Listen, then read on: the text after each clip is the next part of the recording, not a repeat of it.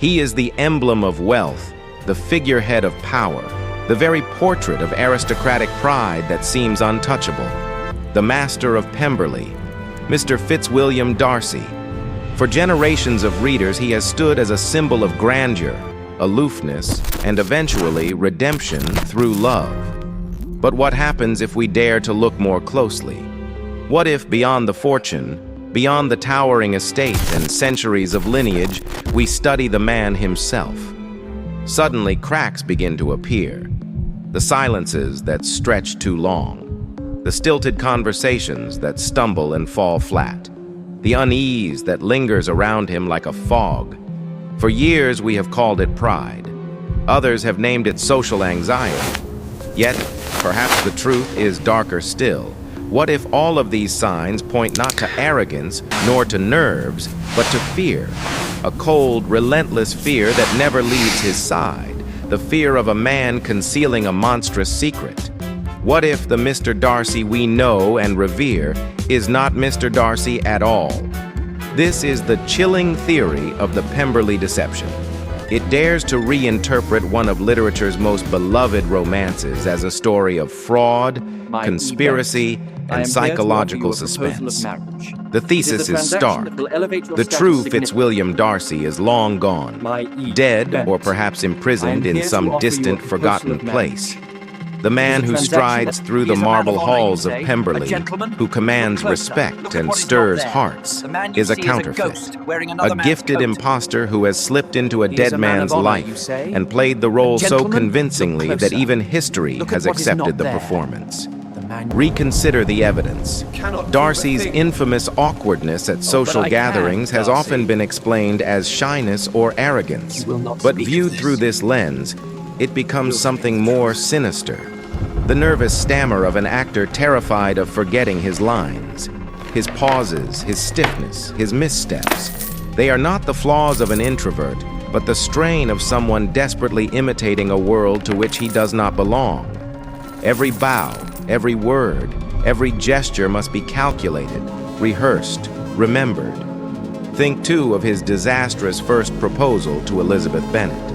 Critics have debated it endlessly, some attributing it to arrogance, others to a flawed yet endearing honesty. But what if it was neither? What if it was the miscalculation of a fraud who understood courtship only as transaction? An outsider who mistook the unspoken rituals of aristocratic love for a matter of logic, property, and advantage.